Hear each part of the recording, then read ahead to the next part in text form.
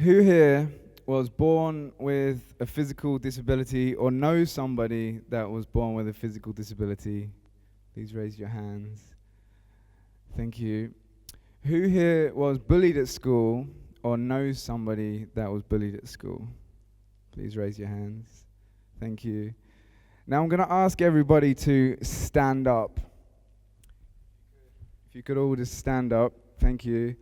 Now I want you to take your right hand and place it into your chest. Thank you. Now I'm going to ask you to bring your right foot and bring it inwards. Thank you. Now I haven't asked you to do this because I want you to feel silly. I'm doing this because I was born with damage to my brain at birth, which controls the right side of my body. So I didn't know I had a right arm and leg. You can sit down now. If it's okay with you, I'm going to share my journey about how I overcame my disability and also how I overcame the emotional trauma that was attached with being a different child. Is that okay? Thank you. The doctors told my parents that they wouldn't have a normal child and to prepare for life with a disabled child. They said that I wouldn't be able to ride a bike, that I wouldn't be able to do things that normal children do. Well, I can tell you that I ski on black slopes, I have a scuba diving license, and for sure I can ride a bike, so I think the doctors were wrong. My parents never told me that I was different. Thanks, Mum. And it wasn't until I started to go to school did I start to realize that I was different. Did I start to get comments like, "Why is your hand like that? Why are you walking funny?"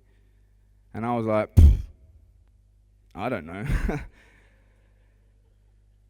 There was different comments growing up, and there was times where I was looked at, called names. There was a time where I was with a small group of friends that I had at school, and they started to pick on me and push me around.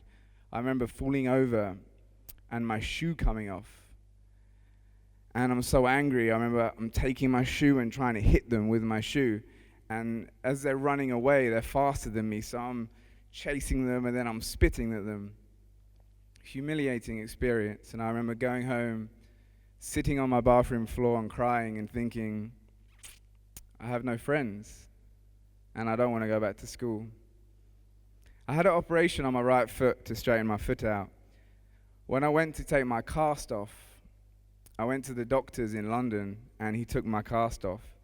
The moment that he took my cast off, I started crying and shouting. I'm so angry. My leg is now half the size of my left leg, and I'm terrified what they're going to think of me at school.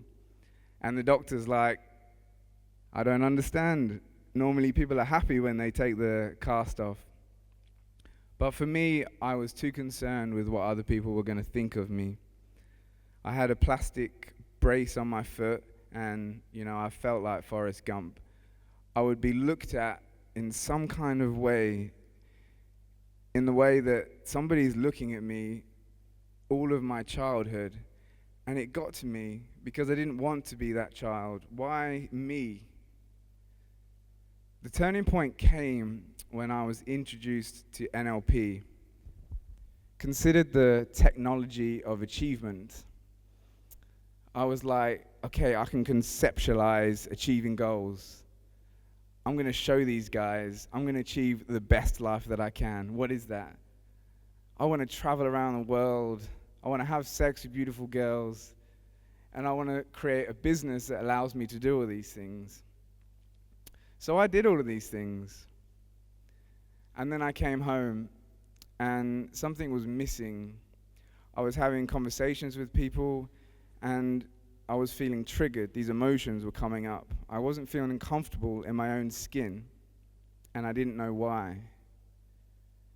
It wasn't until I stopped looking externally and started looking internally did I realize that actually there's a happy, fun, creative guy that wants to make a difference, that wants to bring people together, that wants to have a positive impact in this world.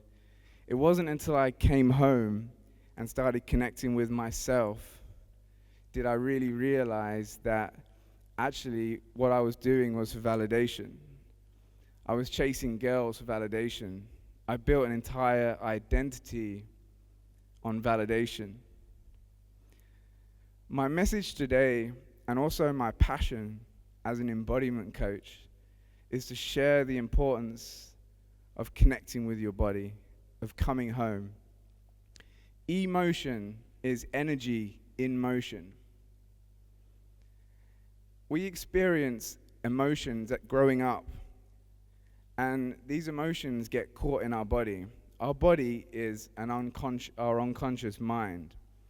And unless we process these emotions from our past, the pain, the anger, the humiliation, unless these emotions finish their process and have a voice, they manifest themselves in different ways, from illnesses to addictions to anger problems. When I started to come home and connect with my body and release the emotions, I started to make more money. I started to have better friends. I started to do the things that I want to do in my life. There's something else I want to share with you. I'm also a beatboxer. I was inspired by my sister's boyfriend when I was 15, and I thought he was amazing, and I copied him, and I've been beatboxing for about 12 years. And one of my goals is to beatbox at a TED Talk. And here I am.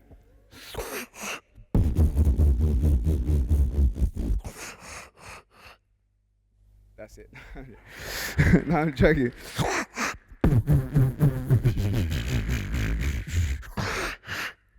You don't really realize. You don't really realize what you are capable of. Realize.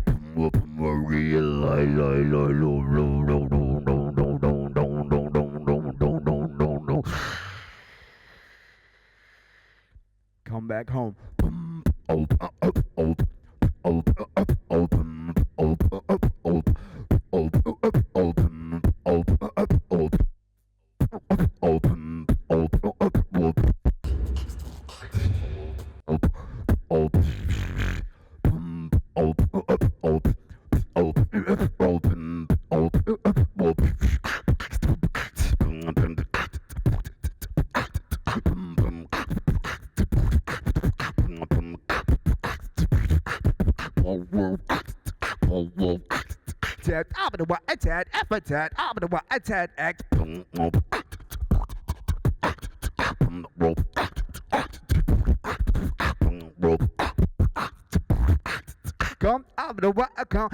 Come home.